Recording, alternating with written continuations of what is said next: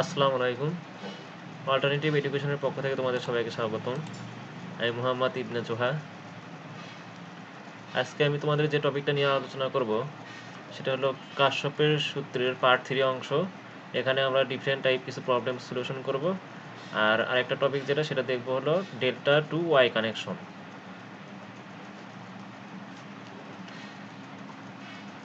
প্রথমে আমরা একটা কির্শফের সূত্রের সাহায্যে বা কাশ্যপের সূত্র যেটাই বলো, কাশ্যপের সূত্রের সাহায্যে আমরা একটা প্রবলেম সলভ করব প্রথমে। আচ্ছা, প্রবলেমটা এখানে দেয়া আছে আর এখানে বলছে কাশ্যপের সূত্র ব্যবহার করে I1 I2 I3 এর মান নির্ণয় করো। আচ্ছা, তাহলে আমরা চিত্রে দেখতে পাচ্ছি যে এখানে I1 I2 আর I3 এই তিনটা মান আমাদের বের করতে হবে। আর এখানে দুইটা লুপ আমরা পাচ্ছি চিত্র থেকে। একটা হলো A B E F A একটা লুপ আর B C D E B একটা লুপ। তাহলে যেহেতু আমাদের এখানে তিনটা ভ্যালু বের করতে বলছে, তাহলে আমাদের এখানে অবশ্যই তিনটা ইকুয়েশন লাগবে, অর্থাৎ তিনটা ভেরিয়েবল আছে আমাদের, তাহলে তিনটা ইকুয়েশন লাগবে তিনটা। তাহলে আমরা তিনটা ভেরিয়েবলের সলিউশন বের করে আমরা তিনটা ভেরিয়েবলের মান বের করতে পারবো। তাহলে আমরা যদি প্রথমেই কাশ্যপের প্রথম সূত্রটা ই বিন্দুতে অথবা বি বিন্দুতে যে কোনো একটা বিন্দুতে আমরা প্রয়োগ করতে পারি, তবে আমরা বি বিন্দুতেই করলাম। বি বিন্দুতে কাশ্যপের প্রথম সূত্রটা প্রয়োগ করে পাই কি, আমাদের I1টা প্রবেশ করতেছে আর I1টা কি বেরিয়ে যাচ্ছে, I3 আর I2টা কি প্রবেশ করতেছে। তার মানে আমরা কি লিখতে পারি, I1 = I2 + I3। এটাকে আমরা সাজিয়ে নিলাম -I1 + I2 + I3, কারণ আমরা কি জানি আমরা ক্রম অনুসারে সাজাবো, ক্রম অনুসারে সেটা সাজিয়ে নিলাম। আর বাম পাশে কি রাখলাম আমরা ভেরিয়েবলগুলো, আর ডান পাশে কি কনস্ট্যান্ট। কনস্ট্যান্ট যেহেতু এখানে নেই ওই জন্য আমরা লিখছি 0। এটা 1 নম্বর ইকুয়েশন দিলাম। তারপরে আমরা কি দেখতেছি A B E F A, A B E F A, এখানে এ হবে আর কি। কাশ্যপের দ্বিতীয় সূত্র প্রয়োগ করে পাই, তাহলে আমরা কি এ বি ই এফ এ, তাহলে আমরা এ বিন্দু থেকে যাত্রা শুরু করা হলো। তাহলে প্রথমে আমাদের কি আসে 20 I3। তারপরে আমরা যেদিকে যাচ্ছি, যেদিকে লুপ ঘোরানো হয়েছে, লুপের কারেন্ট ফ্লো আমরা ধরে নিচ্ছি যে এইদিকে ক্লকওয়াইজ, কিন্তু কারেন্ট যাচ্ছেও আমাদের সেই ক্লকওয়াইজই, কিন্তু এই যে I2 কারেন্টটা তার বিপরীত দিকে যাচ্ছে। তাহলে আমরা কি লিখতে পারি -10 I2। তারপরে আমরা আসলাম যে এইদিকে আমরা যাচ্ছি, বি থেকে ই এর দিকে যাচ্ছি। এখানে ব্যাটারি কোন প্রান্তটা আসছে, পজিটিভ প্রান্ত। যেদিকে আমরা যাচ্ছি সেদিকে ব্যাটারির কোন প্রান্তটা প্রথমে আসছে, পজিটিভ। যার কারণে আমরা কি লিখলাম 10 + 10। তারপরে আমরা আবার এইদিকে ই দিয়ে আমরা ই থেকে এফ এর দিকে যাচ্ছি, যার ক্ষেত্রে আমরা আরেকটা ব্যাটারি পাইলাম বা ভোল্টেজ সোর্স পাইলাম। সেখানে কি কোন প্রান্তটা আসছে, ভোল্টেজ সোর্সের নেগেটিভ প্রান্তটা। যার কারণে আমরা কি লিখলাম -10 = 0। তারপরে আমরা এই বিন্দুতে আসলাম, এফ এ আবার এই বিন্দুতে, এখানে কোনো রেজিস্ট্যান্স নেই, ভোল্টেজ সোর্স নেই, যার কারণে ডিরেক্ট আমরা সবগুলো যোগফল = 0 লিখলাম। তাহলে এখান থেকে আমরা 2 নম্বর ইকুয়েশনটা সাজিয়ে নিলাম কিভাবে, ক্রম অনুসারে, যেটা আমরা আগে বলছি। তারপরে আমাদের আর একটা লুপ কোনটা আছে, B C D E B. এখানেও বি সি ডি ই, এখানেও একটা বি হবে, ওটা মিস্টেক হয়ে গেছে, তোমরা লিখে নেবা। কাশ্যপের দ্বিতীয় সূত্র প্রয়োগ করে পাই 5I1। তাহলে আমরা কি বি থেকে যাত্রা শুরু 5I1, তারপরে সি থেকে ডি এর দিকে যাচ্ছি। আর আমরা ক্লকওয়াইজ ধরে নিয়েছি কারেন্ট ফ্লোটা, আর আমাদের কারেন্টটাও আমরা যেদিকে ক্লকওয়াইজ ধরে নিয়েছি সেদিকে কারেন্ট ফ্লোটাও হচ্ছে। সি থেকে ডি এর দিকে গেলাম, তারপরে আমাদের এখানে একটা ভোল্টেজ সোর্স আসলো। ভোল্টেজ সোর্সের কোন প্রান্তটা আমরা পাইছি, প্রথমে নেগেটিভ প্রান্ত, যার কারণে আমরা কি লিখলাম -20। তারপরে এটা যাচ্ছে ই থেকে বি এর দিকে এখন যাওয়ার ক্ষেত্রে আমরা কি দেখতেছি, ভোল্টেজ সোর্সের নেগেটিভ প্রান্ত আসছে, ওই জন্য আবার কি লিখলাম -10। তারপরে আবার আমরা সেই আবার ই থেকে বি এর দিকে ভোল্টেজ সোর্সের পরে আমাদের একটা রেজিস্ট্যান্স আসতেছে, সেটা এখানে কি লিখলাম, যেদিকে আমরা ক্লকওয়াইজ ধরে নিয়েছি যে কারেন্ট ফ্লোটা, সেই দিকে আমাদের কি বর্তনী কারেন্ট ফ্লো হচ্ছে। তাহলে আমরা কি লিখবো 10 + 10I2 = কি 0, অর্থাৎ বি বিন্দুতে আমরা চলে আসলাম, সেক্ষেত্রে আমরা টোটাল যোগফল কি 0। এখান থেকে আমরা আরেকটা ইকুয়েশন পেলাম। এই তিনটা ইকুয়েশন আমরা ক্রম অনুসারে সাজিয়ে নিয়ে এখানে দেখতে পাচ্ছি আমরা কি ভেরিয়েবলগুলো আমরা রাখছি কোন পাশে, বাম পাশে, আর কনস্ট্যান্টটা রাখছি ডান পাশে। এখন এইভাবে আমরা সাজিয়ে নিয়ে আমরা এটা ক্যালকুলেটরের সাহায্যে সমাধান করতে পারি। সমাধান করলে I1 I2 I3 এর মান আমরা পেয়ে যাবো।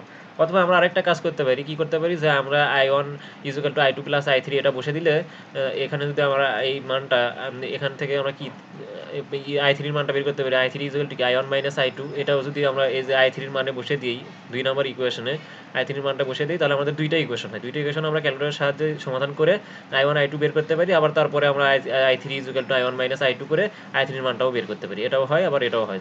তোমরা যেকোনো দুইটার যেকোনো একটা উপায়ে তোমরা সেটা সলভ করতে পারো। এখন পরে আরেকটা প্রবলেম আছে, সেটা আমরা হুইস্টন ব্রিজের এটা আমরা পার্ট 2 তে দেখেছি, এরকম হুইস্টন ব্রিজের কিছু প্রবলেম পার্ট 2 প্লাসেও আমরা দেখেছি। বর্তনীর মূল প্রবাহ বলছে বর্তনীর মূল প্রবাহ কত এবং IG I1 I2 I3 I4 এর মান কত বের করো। তাহলে এই বর্তনী এটা দেওয়া আছে, এটার মূল প্রবাহটা বের করতে বলছে, আর IG I1 I2 I3 I4 এর মান বের করতে বলছে। তাহলে আমরা প্রথমে দেখে নিই যে কি কি মান দেওয়া আছে। পি এর মান দেওয়া আছে 4 ওহম, কিউ এর মান 12 ওহম, আর এর মান 6 ওহম, এস এর মান 18 ওহম, ই এর মান দেওয়া আছে 12 ভোল্ট এবং জি এর মান দেওয়া আছে অর্থাৎ গ্যালভানোমিটারের রেজিস্ট্যান্স দেওয়া আছে 2 ওহম। তাহলে আমরা যেহেতু আমরা কি জানি যে হুইস্টন ব্রিজটা যদি সাম্যাবস্থায় থাকে অথবা আইজি এর প্রবাহ কি হয় 0 হয়, অথবা বলতে পারি ভিবি আর ভিডি সমান হয়, ভিবি আর ভিডি ভোল্টেজটা যদি সমান হয়, ভিবি ইকুয়াল টু ভিডি হয়, সেক্ষেত্রে আমরা বলতে পারি যে ব্রিজটি সাম্যাবস্থায় আছে। তাহলে আমরা প্রথমেই যখন কোনো ম্যাথ সলভ করবো সেখানে আমরা অবশ্যই প্রথমেই চেক করে নেব যে এই ব্রিজটা সাম্যাবস্থায় আছে কিনা। আর আমরা হুইস্টন ব্রিজ থেকে আমরা কি জানি, P by Q equal to R by S যদি হয়, P by Q equal to R by S, অর্থাৎ এখানে আমরা যেটা যদি হয় তাহলে আমরা কি বলবো যে সেটা ব্রিজটা সাম্যাবস্থায় আছে, অর্থাৎ আইজি ইকুয়াল টু 0 অথবা বলতে পারি ভিবি ইকুয়াল টু ভিডি। তাহলে আমরা দেখতেছি যে এটা আমরা চেক করে দেখলাম যে P by Q equal to R by S হয়, অর্থাৎ 1/2টাই কি হয় 1/3 1/3। আমরা যদি মানগুলো বসিয়ে দিই তাহলে 1/3 1/3 আসলে দুটাই সমান, P by Q equal to R by S, অর্থাৎ এক্ষেত্রে আমরা বলতে পারি ব্রিজটা সাম্যাবস্থায় আছে।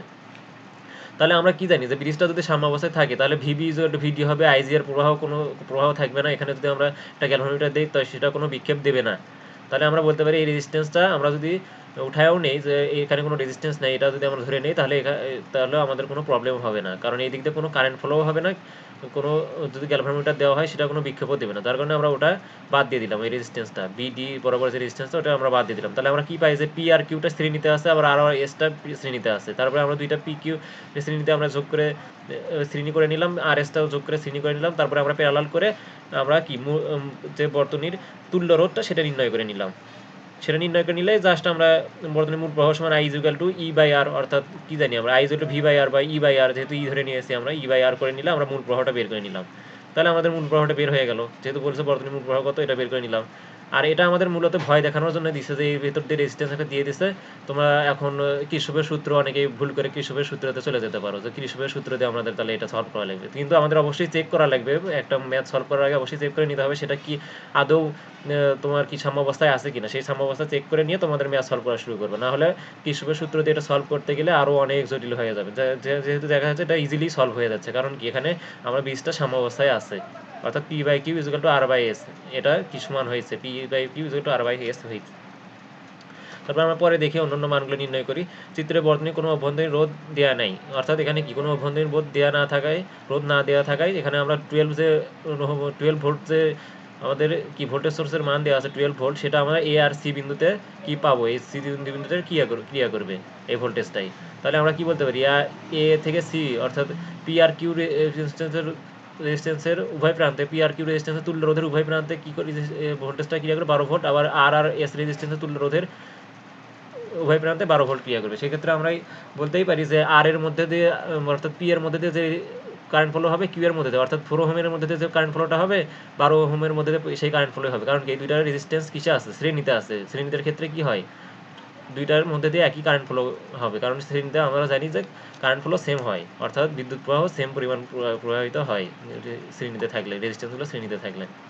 তাহলে আমরা easily I1 equal to I3 equal to E divide by P plus Q, অর্থাৎ এই দুটো রেজিস্ট্যান্সের যোগফল দিয়ে আমরা যদি ভোল্টেজ সোর্সকে ভাগ দিয়ে দিই তাহলে আমরা 0.75 অ্যাম্পিয়ার, অর্থাৎ এই পি এর মধ্যে দিয়ে আর কিউ এর মধ্যে কি পরিমাণ কারেন্ট ফ্লো হচ্ছে সেটা আমরা পেয়ে যাবো। আবার আরও এস এর মধ্যে একইভাবে কি I2 equal to I4 equal to E divide by R plus S, দুইটার যোগফল করে আমরা যদি ভোল্টেজ সোর্সকে ভাগ দিয়ে দিই তাহলে আমরা ওইটার কারেন্ট ফ্লোটা পেয়ে যাবো। তাহলে আমরা I1 I3 পেয়ে গেলাম, I2 I4 পেয়ে গেলাম। আর বর্তনীর মূল প্রবাহটা তাহলে আমরা কি জানি I ইকুয়াল টু, যেহেতু আই যাচ্ছে আর I2 বেরিয়ে যাচ্ছে, তাহলে আমরা কিন্তু I equal to I1 plus I2 আমরা এটা চেক করে নিতে পারি যে এটা আসলে ঠিক হয়ে আছে কিনা। তাহলে I1 প্লাস I2 অর্থাৎ I1 আর I2 দুইটা যোগ করে দিলাম, তাহলে দেখলাম কি 1.25 অ্যাম্পিয়ার, আর আমরা মূল প্রবাহটাও কত পাইছিলাম 1.25 অ্যাম্পিয়ার, অর্থাৎ দুইটা সেম হয়ে গেছে, অর্থাৎ সলভটা ঠিক আছে। তারপরে আমরা আরেকটা ডিফারেন্ট টাইপ প্রবলেম দেখতেছি, এটা কি চিত্রে এখানে দেওয়া আছে বর্তনীর চিত্রটা, আর বলছে বর্তনীর মূল প্রবাহ কত এবং 1 ও 5 ওহম রোধের দুই প্রান্তের বিভব পার্থক্য কত সেটা নির্ণয় করতে বলছে। তাহলে বর্তনীর মূল প্রবাহটা নির্ণয় করবো, আর 1 5 ওহম, তাহলে আমরা বর্তনীর মূল প্রবাহ আইটা নির্ণয় করবো, আর 1 ওহম এই যে 1 ওহম এখানে রেজিস্ট্যান্সটা, আর 5 ওহম রেজিস্ট্যান্সটা এখানে, এই দুইটা রেজিস্ট্যান্সের উভয় প্রান্তে কি বিভব পার্থক্যটা নির্ণয় করতে বলছে। তাহলে আমরা প্রথমে কি দেখবো যে ক্যাপাসিটরের ক্ষেত্রে আমরা কি জানি, ক্যাপাসিটরের ক্ষেত্রে আমরা জানি IC equal to D Q by DT, অর্থাৎ I equal to Q by T, আমরা ডিফারেন্সিয়াল ইকুয়েশন আগে যদি লিখি তাহলে ডি কিউ বাই ডিটি, অর্থাৎ ক্ষুদ্র অংশকে আমরা যদি ধরে নেই IC equal to D Q by DT, তাহলে D by DT into Q equal to আমরা কি জানি সিভি, অর্থাৎ আমরা যেহেতু আমরা জানি কি C equal to Q by V, তাহলে আমরা কিউ ইজিক্যাল টু কি দেখতে পারি সিভি। তাহলে যেহেতু এখানে ভোল্টেজ সোর্সটা কি কনস্ট্যান্ট মান একটা দিছে, ই এর ভোল্টেজ সোর্সটা যেহেতু এটা কি ডিসি ভোল্টেজ সোর্স, অর্থাৎ এটা একটা কনস্ট্যান্ট মান 10 ভোল্ট, সেক্ষেত্রে আমরা যদি ভি কে সি তো ক্যাপাসিটরের মান তো কনস্ট্যান্ট, আর ভি এর মানও যদি কনস্ট্যান্ট হয় তাহলে আমরা সিটাকে আমরা আগে বাইরে নিলাম, তাহলে ডিভি বাই ডিটি করলে যেহেতু ভিটাও কি কনস্ট্যান্ট, সেহেতু আমরা কি লিখতে পারি, যেহেতু কনস্ট্যান্ট মানকে ডিফারেন্সিয়েট করলে কি হয় জিরো হয়, তাহলে আইসি ইজিক্যাল টু 0 অ্যাম্পিয়ার হচ্ছে আমাদের এখানে, তাহলে আমরা কোনো ভ্যালু পাচ্ছি না, অর্থাৎ আইসিটা 0 অ্যাম্পিয়ার। তাহলে at the position of capacitor আমরা বলতে পারি যেখানে ক্যাপাসিটর আছে সেইখানেই আমাদের, যেখানেই ক্যাপাসিটর থাকবে ক্যাপাসিটরের ক্ষেত্রে ইকুয়েশনটাই এটা যে IC equal to DQ by DT, অর্থাৎ আমরা আইসি যেখানে ক্যাপাসিটর থাকবে সেইখান দিয়ে কোনো কারেন্ট ফ্লো হবে না, যে এরকম এখানে দেখলাম আমরা যে যেখান দিয়ে কারেন্ট ফ্লো হয় না সেই রেজিস্ট্যান্সটা আমরা কি বাদ দিয়ে দিতে পারি, যে রেজিস্ট্যান্সটা আমাদের কোনো কাজে আসবে না। তাহলে আমরা যেহেতু এখানে ক্যাপাসিটর আছে, ক্যাপাসিটরের মধ্যে দিয়ে কোনো কারেন্ট ফ্লো হবে না, অর্থাৎ তাহলে আমরা ক্যাপাসিটরটাকে বাদ দিয়ে দিতে পারি, আবার যেখানে যেখানে ক্যাপাসিটর আছে সেখানেই আমরা কি ওটা বাদ দিয়ে দিতে পারি, যেহেতু এখানেও ক্যাপাসিটর আছে এই কিন্তু দিক দিয়ে কোনো কারেন্ট ফ্লো হবে না, 5 ওহমের মধ্যে দিয়েও কোনো কারেন্ট ফ্লো হবে না, 10 মাইক্রোফ্যারাড ক্যাপাসিটরের মধ্যে দিয়েও কোনো কারেন্ট ফ্লো হবে না, আমরা যেহেতু এই ইকুয়েশন থেকে দেখতে পেলাম, তাহলে আমরা কি বলতে পারি যে 5 ওহম 10 ওহম 5 ওহম রেজিস্ট্যান্স এবং 10 মাইক্রোফ্যারাড, এবং এখানে 10 মাইক্রোফ্যারাড যে ক্যাপাসিটরটা আছে এগুলোর মধ্যে দিয়ে কোনো কারেন্ট ফ্লো হবে না, এখানে 20 মাইক্রোফ্যারাডের মধ্যে দিয়েও কোনো কারেন্ট ফ্লো হবে না। তাহলে চিত্রটা কীরকম হতে পারে, পরের যে চিত্রটা দেখতে পাচ্ছি এটার মতো হতে পারে, যে আমরা এটা বাদ দিয়ে দিলাম 10 মাইক্রোফ্যারাডটা বাদ দিয়ে দিলাম, তারপরে এখানে আরেকটা 10 মাইক্রোফ্যারাড 5 ওহম রেজিস্ট্যান্স ছিল ওটাও বাদ দিয়ে দিলাম, আর এখানেও একটা 20 মাইক্রোফ্যারাডের কি ছিল ক্যাপাসিটর ছিল ওটাও বাদ দিয়ে দিলাম, এখান থেকে আমরা দেখছি। এখন আমরা এইটাকে যে উপরে আমরা বললাম ক্যাপাসিটরের ক্ষেত্রে আমরা জানি এই যে ইকুয়েশনগুলো আমরা বললাম, এটা আমরা যদি এভাবে না বলে আরেকটা ভাবে আমরা বোঝার চেষ্টা করি, সেটা হলো কি এই যে এখানে আরেকটা চিত্র দেখতে পাচ্ছি, সেখানে কি একটা ক্যাপাসিটর দেওয়া আছে, আর এখানে একটা রেজিস্ট্যান্স দেওয়া আছে, আর একটা ভোল্টেজ সোর্স দেওয়া আছে। তাহলে আমরা জানি যে ডিসি ভোল্টেজ সোর্সের ক্ষেত্রে ভোল্টেজগুলো পজিটিভ যে অংশটা পজিটিভ প্রান্তটা এখানে যে ক্যাপাসিটরের পজিটিভ প্রান্তে যে জমা হবে, প্লাস চার্জগুলো পজিটিভ চার্জগুলো এখানে যে জমা হয়, আর নেগেটিভ যেহেতু এটা নেগেটিভ অংশগুলো নেগেটিভ চার্জগুলো এখানে যে ক্যাপাসিটরের আরেক প্রান্তে যে জমা হবে। তো সেক্ষেত্রে যে ক্যাপাসিটরটা ধীরে ধীরে চার্জিত হতে হতে আবার অনেক সময় আসে যখন ক্যাপাসিটর ফুললি চার্জ হয়ে যাবে, অর্থাৎ চার্জিত হয়ে যাবে একদম ক্যাপাসিটরটা, তারপরে যখন এখান থেকে পজিটিভ চার্জগুলো এখানে যাবে তখন এই চার্জগুলো কি পজিটিভ চার্জগুলো ওই পজিটিভ চার্জকে রিপিল করবে বা কি করবে বিকর্ষণ করবে, বিকর্ষণ করলে আমাদের এখানে আর কোনো চার্জ জমা হবে না, তখন চার্জগুলো কি এখানেই এই ভোল্টেজ সোর্সেই ফিরে আসবে চার্জগুলো, আর আমাদের কি এখানে আর কোনো চার্জ দিতে হবে না, তখন এটা কি বলতে পারি, এখানে আবার নেগেটিভ চার্জগুলো এখানে যে নেগেটিভ চার্জ জমা হবে, পরে নেগেটিভ চার্জগুলো চার্জিত হয়ে গেলে, অর্থাৎ ক্যাপাসিটর পুরো ফুলফিল চার্জিত হয়ে গেলে এখানে নেগেটিভ চার্জগুলো এই যে নেগেটিভ চার্জটা যাবে এখানে আবার সেটাকে কী করবে বিকর্ষণ করবে, ফলে এখানে আর কোনো চার্জের আদান প্রদান হবে না, অর্থাৎ এখানে আর কোনো চার্জ জমা হবে না। সেক্ষেত্রে আমরা বলতে পারি এটা কি হয়ে গেল ওপেন হয়ে গেল, অর্থাৎ এখানে কোনো চার্জের আদান প্রদান হচ্ছে না, বা এই দিক থেকে চার্জ এদিকে যাচ্ছে না, বা নেগেটিভ চার্জগুলো এই দিক থেকে এদিকে যাচ্ছে না, তার মানে আমরা বলতে পারি এই সার্কিটটা কি হয়ে গেল তখন ওপেন হয়ে গেল, অর্থাৎ এখানে কোনো চার্জের আর প্রবাহ চলতেছে না, অর্থাৎ আমরা কারেন্ট ফ্লোটা আর হচ্ছে না, এভাবে বলতে পারি যে আমাদের আর কোনো কারেন্ট ফ্লো হবে না, অর্থাৎ এটা ওপেন সার্কিট হয়ে যাবে। সেক্ষেত্রে এটাও আমরা যে এইভাবে ব্যাখ্যা আকারে আইসি ডিকিউ বাই ডিটিউ আকারে বলতে পারি, আবার এরকম চিত্রের মাধ্যমে এই ক্যাপাসিটর কীভাবে কাজ করে ডিসি ভোল্টেজ সোর্সের ক্ষেত্রে সেটাও আমরা বলতে পারি। এখন দেখো আমরা এখানে একটা চিত্র দিয়ে আছি, যেহেতু আমরা কি জানি ডিসি ভোল্টেজ সোর্সের ক্ষেত্রে এটা একটা সরলরেখা, বা এখানে চার্জের কোনো পরিবর্তন হয় না। আবার এসি ভোল্টেজের ক্ষেত্রে দেখো কি এটা সাইন ওয়েভ, অর্থাৎ এটা কখনো পজিটিভ মান হচ্ছে আবার কখনো নেগেটিভ মান হচ্ছে। সেক্ষেত্রে আমরা যদি ক্যাপাসিটরটা এখানে থাকে তাহলে এসি ভোল্টেজ সোর্স এখানে দিলে কি হবে, আমাদের প্রথমে পজিটিভ আসবে নেগেটিভ আসবে, এভাবে আমাদের এখানে একবার পজিটিভ হবে একবার নেগেটিভ হবে, এ পাশে আবার পজিটিভ হবে একবার নেগেটিভ হবে একবার, এভাবে আমাদের চার্জের আদান প্রদান হতেই থাকবে। এই পাশ থেকে ওই পাশে চার্জ হবে, ওই পাশ থেকে ওই পাশে চার্জ আদান প্রদান হবে, যখন পজিটিভ হবে তখন এই পাশে নেগেটিভ, যখন নেগেটিভ হবে তখন এই পাশে পজিটিভ, অর্থাৎ প্লাস মাইনাস একে অপরকে আকর্ষণ করবে। আর যেহেতু আমাদের কি সাইকেল অনুসারে চেঞ্জ হতে থাকবে, এটা যেহেতু 50 হার্জ আমরা জানি কি 220 ভোল্ট 50 হার্জ, সেহেতু আমাদের ওই চার্জের কি প্লাস মাইনাস এটা আদান প্রদান হবে। সেক্ষেত্রে আমাদের এসি ভোল্টেজ সোর্স লাগাইলে এখানে যদি এসি ভোল্টেজ সোর্স হয় তাহলে আমাদের এসি ক্যাপাসিটার মধ্যে চার্জের আদান প্রদান হবে। কিন্তু ডিসি ভোল্টেজ সোর্সের ক্ষেত্রে একসময় যায় এটা কি অফ হয়ে যাবে এবং এটা কি ওপেন সার্কিট হয়ে যাবে। সেটা আমরা এখন দেখি যে আমরা এই চিত্রটাতে দেখলাম, তাহলে আমরা এই চিত্রটা এরকম হবে সেটা আমরা বুঝতে পারলাম। তারপরে আমরা কি করতে পারি, বর্তনী তাহলে তুল্য রোধ এখন নির্ণয় করি। তাহলে যেহেতু 2 ওহম রেজিস্ট্যান্স, আবার 2 ওহম রেজিস্ট্যান্স আর একটা 1 ওহম রেজিস্ট্যান্স, সবগুলো কিতে আছে, কিসে আছে, শ্রেণীতে। তাহলে শ্রেণী থেকে আমরা তুল্য রোধটা নির্ণয় করলাম 5 ওহম। অর্থাৎ বর্তনীর মোট প্রবাহ তাহলে কি I = V/R, ভি দেওয়া আছে আমাদের 10 ভোল্ট, ডিভাইড বাই R তুল্য রোধ হলো 5 ওহম, এটা ভাগ দিলাম 2 অ্যাম্পিয়ার, আমাদের কি মূল প্রবাহ পেয়ে গেলাম। তাহলে 1 ওহম রোধের দুই প্রান্তে বিভব পার্থক্যটা কত হবে, তাহলে আমরা এই ভি ইকুয়াল টু আমরা কি জানি IR, যেহেতু মূল প্রবাহ যাচ্ছে 1 ওহম রেজিস্ট্যান্সের মধ্যে দিয়ে, তাহলে V1 ইকুয়াল টু আমরা V1 মানে 1 ওহম রেজিস্ট্যান্সের মধ্যে যে এই রেজিস্ট্যান্সের উভয় প্রান্তে যে ভোল্টেজটা সেটা পাচ্ছি 2 ইনটু, অর্থাৎ কারেন্ট I ইনটু R, তাহলে 2 ভোল্ট। আর V5 অর্থাৎ এই যে V5 মানে কি, এইটা মানে আমাদের এই 5 ওহম রেজিস্ট্যান্স, আমরা ধরে নিলাম যে এই জায়গায় 5 ওহম রেজিস্ট্যান্সটা ছিল, তাহলে আমরা কি বলতে পারি, এই দুই প্রান্তের বিভব পার্থক্যটা সেটাই কি 5 ওহম রেজিস্ট্যান্সের উভয় প্রান্তে ক্রিয়া করবে। সেক্ষেত্রে আমরা বলতে পারি 5 ওহম রোধের দুই প্রান্তে বিভব পার্থক্যটা কত, V5 = 3 ইনটু, যেহেতু কি V5 অর্থাৎ এটার এই পাশে, এটা ডান পাশে 5 ওহম রেজিস্ট্যান্স, ডান পাশে কত রেজিস্ট্যান্স আছে, 2 আর 1 3, অর্থাৎ 3 রেজিস্ট্যান্সটা কি করতেছে V5 এর এই পাশে ডান পাশে।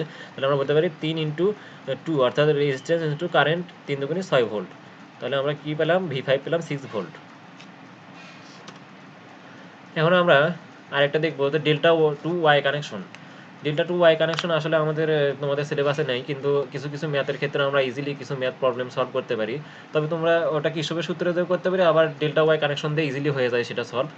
আমরা সে জাস্ট চেক করার জন্য আমরা ডেল্টা ওয়াই কানেকশনটা ইউজ করবো। আমরা মূল পরীক্ষায় হলে ডেল্টা ওয়াই কানেকশন দিয়ে আমরা কোনো ম্যাথ সলভ করবো না, আমরা কিসবের সূত্রের সাহায্যে সলভ করবো। আর কিন্তু আমরা ডেল্টা ওয়াই কানেকশন দিয়ে সেটা চেক করবো যে আমাদের ম্যাথটা সঠিক আছে কিনা।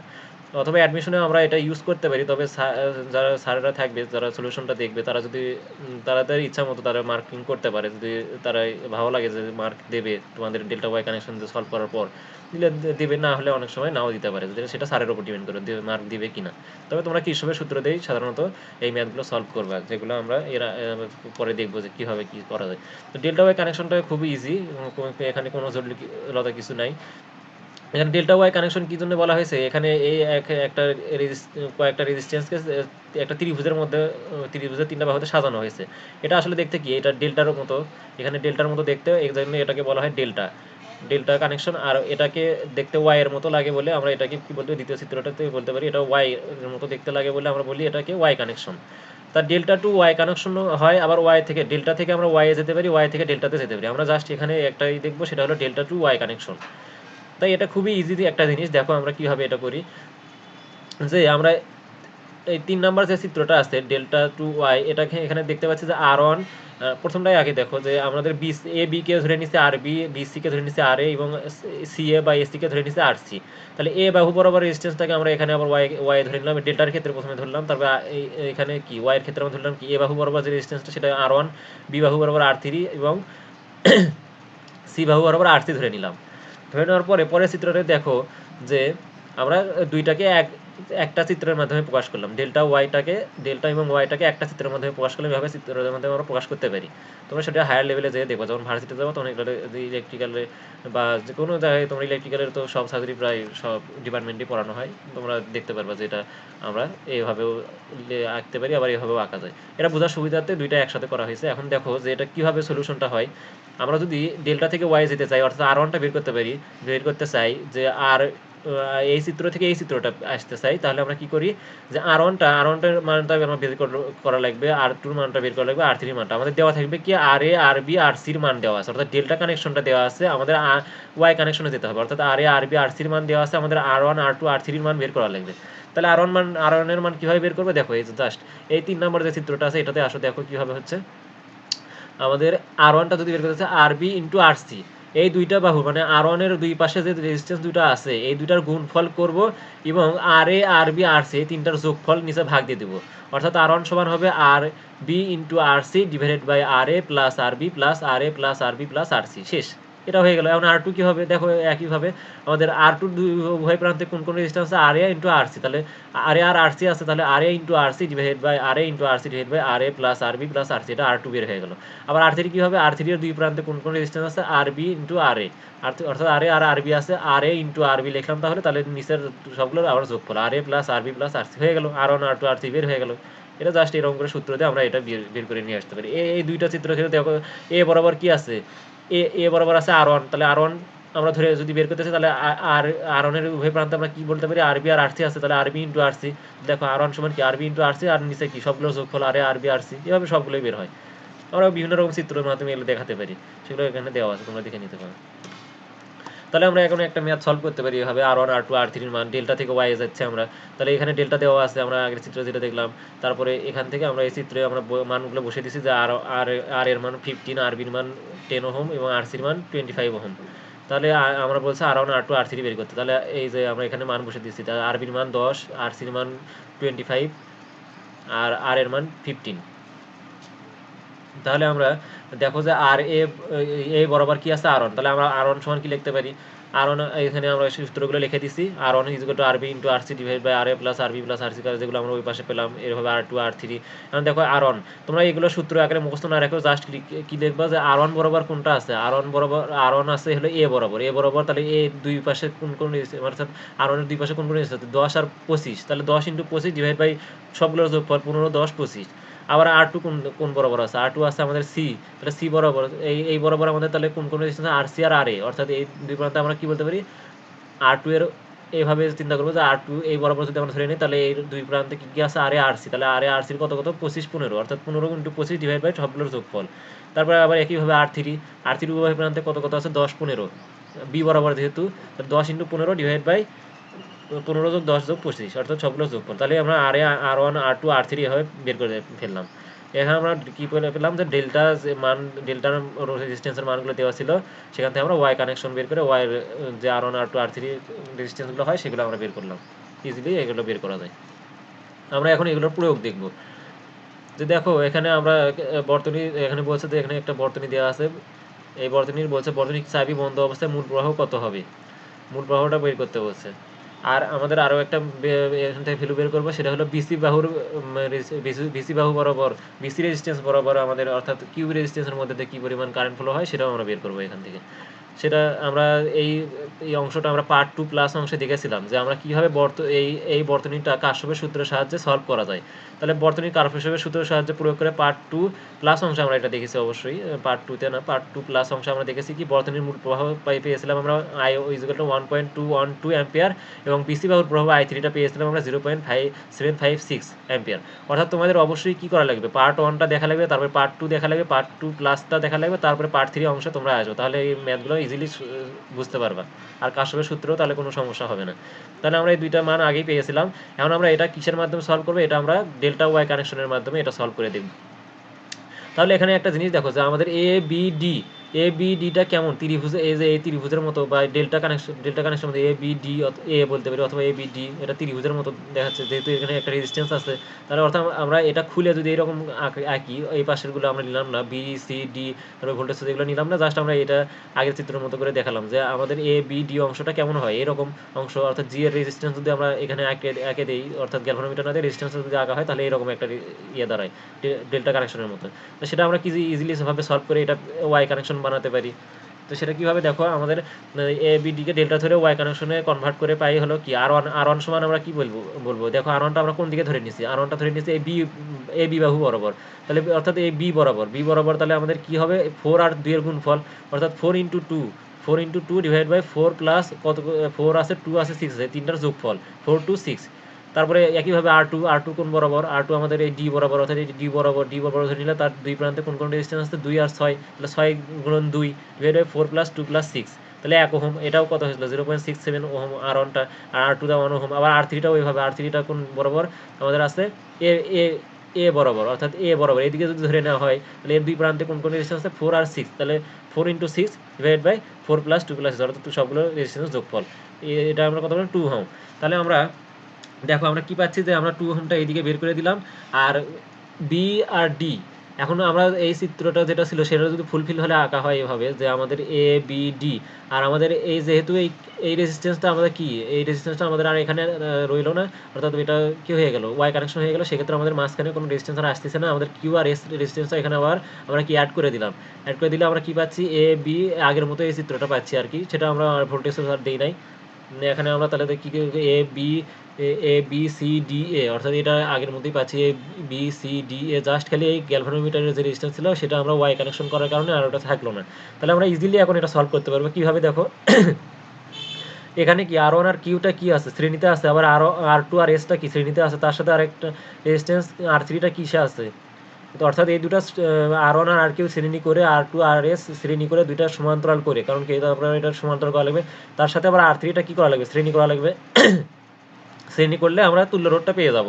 তুল্য রোধটা পাইলে আমরা সেই তুল্য রোধটা এখানে বের করে নিচ্ছি। দেখো আর এর আগে শ্রেণী করে সমান্তরাল করে নিলাম, তারপরে আর আর ইকুয়াল টু আর পি, অর্থাৎ যে রেজিস্ট্যান্সটা ছিল এই যে আর থ্রিটা, সেটা আর পির সাথে আমরা যোগ দিয়ে দিলাম, তাহলে কত 9.9 ওহম আমরা তুল্য রোধটা পেলাম। তুল্য রোধটা বের করে নিলে আমরা কি ইজিলি মূল প্রবাহটা বের করতে পারি, I equal to E by R করে আমরা মূল প্রবাহটা বের করে নিলাম। তাহলে এখন আমরা ইজিলি বলতে পারি যে এ ও সি বিন্দুতে বিভব পার্থক্য কত। এ আর সি বিন্দুতে যেহেতু এখানে কোনো ইন্টারনাল রেজিস্ট্যান্স, এ আর সি বিন্দুতে 12 ভোল্ট ভোল্ট কি ভোল্টেজ 12 ভোল্টটাই কাজ করবে, কিন্তু এখানে একটা কাহিনী আছে, সেটা হলো আমাদের 2 ওহম রেজিস্ট্যান্সটা যেহেতু এখানে শ্রেণীতে আছে, সেক্ষেত্রে আমাদের আগে 2 ওহম রেজিস্ট্যান্সটা কি 2 ওহম রেজিস্ট্যান্সটা এখানে একটা ভোল্টেজ ড্রপ হবে, যার কারণে আমাদের কি এসিতে আমরা বলতে পারবো না যে 12 ভোল্টটা এসিতে ক্রিয়া করবে অবশ্যই। তো এখানে একটা 2 ওহম রেজিস্ট্যান্স থাকায় এখানে একটা ভোল্টেজ ড্রপ হবে, তারপরে এই পাশে কিছু ভোল্টেজ ড্রপ হবে। যেহেতু আমরা মূল প্রবাহ পেয়ে গেছি, সেক্ষেত্রে আমরা এই আরপিটা দিয়ে, অর্থাৎ এই যে আরপিটা আছে এই রেজিস্ট্যান্সগুলোর আর ওয়ান আর কিউ আর টু এস এদের যে আরপি, অর্থাৎ তুল্যরোধ যেটা এই কয়টার রেজিস্ট্যান্সের যে তুল্যরোধ, সেটা যদি আমরা আই এর সাথে গুণ দিয়ে দিই, তাহলে আমরা ইজিলি এই এসি আর সি বিন্দুর বিভব পার্থক্যটা পেয়ে যাব। সেটা আমরা বের করে নিলাম। বের করে নিয়ে আমরা আইবিসি মানে কি, এটার আমরা যেহেতু আর ওয়ান আর কিউ দুইটা শ্রেণীতে আছে, অর্থাৎ এদের মধ্যে দিয়ে একই পরিমাণ কি কারেন্ট ফ্লো হবে, সেক্ষেত্রে আমরা এটা দুইটা যোগ করে আমরা আমরা কি easily I equal two VSC, অর্থাৎ ভিএসসি এই দুই প্রান্তের বিভবটাকে আমরা যদি আর ওয়ান প্লাস কিউ এই দুটো রেজিস্ট্যান্স যোগফল দিয়ে ভাগ দিই, তাহলে এই দুইটা রেজিস্ট্যান্সের মধ্যে দিয়ে কী পরিমাণ কারেন্ট ফ্লো হচ্ছে সেটা আমরা পেয়ে যাব। অর্থাৎ আমরা এ বি আর বিসি যেহেতু একই পরিমাণ কারেন্ট ফ্লো হবে, অর্থাৎ বিসি বাহুর প্রভাবটা যেহেতু নির্ণয় করতে বলছে, সেটা আমরা ইজিলি বের করে ফেললাম। এখানে I BC equal VAC divide by R one plus Q, এটা বের করে ফেললাম। তাহলে কার্শফের সূত্রের সাহায্যে আমরা যেটা বের করে নিয়েছি সেটা দেখো, এই পাশে আমরা কত আই ওয়ান কত পাইছি, এখানে মূল প্রবাহটা কত পেলাম আমরা 1.212 অ্যাম্পিয়ার, আর বিসি বাহুর প্রবাহটা কত পেলাম 0.756। দেখো এখানে মিলে কিনা, আমরা যে এটা কার্শফের সূত্রের সাহায্যে আমরা যেটা নির্ণয় করেছিলাম I is equal to 1.212 ampere এবং আই থ্রি, অর্থাৎ বিসি বাহুর প্রবাহ আই থ্রি ইজ 0.756 অ্যাম্পিয়ার। অর্থাৎ আমরা যেটা কার্শফের সূত্রের সাহায্যে, যেটা অনেক সময় লাগছে আমাদের বের করতে, অর্থাৎ অনেক সময় সাপেক্ষ, কার্শফের সূত্র অনেক ইকুয়েশন বের করা লাগে, সাজানো লাগে কোন অনুসারে, সেগুলো আবার ক্যালকুলেটারের সাহায্যে সলভ করা লাগে, অনেক জটিলতা আছে। আমরা সেটা ইজিলি জাস্ট খালি গুণ যোগ ভাগ করে আমরা এটা আমরা কি বলে এটা ডেল্টা ওয়াই কানেকশনের মাধ্যমে বের করতে পারি। ডেল্টা ওয়াই কানেকশনটা খুব ইজি, তোমরা দুই একটা চেষ্টা করলে দেখবে ইজিলি সবগুলো সলভ হয়ে যায়।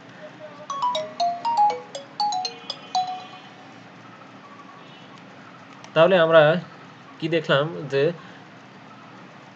ডেল্টা ওয়াই কানেকশনের মাধ্যমে কিভাবে আমরা ম্যাথগুলো সলভ করতে পারি। কার্শফের সূত্রের সাহায্যে যেটা সলভ করতে আমাদের একটু জটিলতা হয়। তোমরা এটাই অ্যাডমিশনে প্রয়োগ করতে পারো, তবে সেটা স্যারদের উপর ডিপেন্ড করবে তারা মার্কিং করবে কিনা। তো তোমরা জাস্ট এটা আর পরীক্ষায় আমি যেটা বলবো যে তোমরা চেক করার জন্য এটা ইউজ করতে পারো যে তোমাদের ম্যাথটা সলভ আসলে সলিউশনটা ঠিক আছে কিনা। যেহেতু এটা ইজিলি ডেল্টা ওয়াই কানেকশনের মাধ্যমে সলভ করা যায়, সেহেতু আমরা কির্শফের সূত্রের সাহায্যে ম্যাথটা সলভ করেই আমরা চেক করতে পারি ডেল্টা ওয়াই কানেকশনের মাধ্যমে যে আমাদের ম্যাথটা সঠিক কিনা। আমরা এটাই অবশ্যই বলবো যে আমরা এটা জাস্ট চেক করার জন্য এই ডেল্টা ওয়াই কানেকশনটা বের করবো। অবশ্যই তোমরা জানা থাকলে এটা ভালো, তবে তোমরা এটা কখনোই কোনো এক্সামে প্রয়োগ করাটা ঠিক হবে না, তোমরা জাস্ট চেক করার জন্য এটা প্রয়োগ করতে পারো।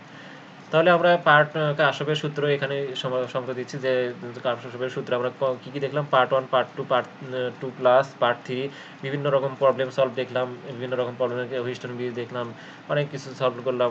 এগুলো অ্যাডমিশনের কাজে দেবে, আবার আমাদের যে বোর্ড পরীক্ষা আছে, বোর্ড এক্সামের জন্য অনেক ইম্পর্টেন্ট এই সলিউশনগুলো। আর এখানে তোমাদের যতটুকু পড়াইছি, আশা করি এরপরে কার্শফের সূত্র সম্পর্কিত যে প্রবলেমগুলো আছে এরপরে আর কোনো সমস্যা হওয়ার কথা না। আর ডেল্টা ওয়াই কানেকশনটা সাধারণত কোথাও দেখাও না, কোথাও কোনো বইও নাই। তোমরা এটা জাস্ট এমনি চেক করার জন্য, যেহেতু ইজি জিনিস, তোমরা এটা মনে রাখতে পারো আর কি। তাহলে আমাদের এই পার্ট যে কার্শফের সূত্রে যে অংশটা আছে, তোমরা সবগুলোই সিরিয়ালি দেখবা। আশা করি দেখলে ভালো লাগবে, তোমাদেরও অনেক সুবিধা হবে ম্যাথ সলভ করতে। তাহলে এগুলো যদি ভালো লেগে থাকে তাহলে তোমরা অবশ্যই লাইক দিবা। আর চ্যানেলটিতে সাবস্ক্রাইব করো। আর আমাদের এই লেকচার সম্পর্কিত যে পিডিএফ এবং ফেসবুক লিঙ্ক আমাদের ভিডিও ডিসক্রিপশনে দেওয়া আছে, তোমরা সেখানে দেখে নিতে পারো। আর এখানেই আমাদের কাশ্যপের সূত্র সম্পর্কিত সব কিছু সমাপ্ত ঘোষণা করা হলো। সবাইকে ধন্যবাদ।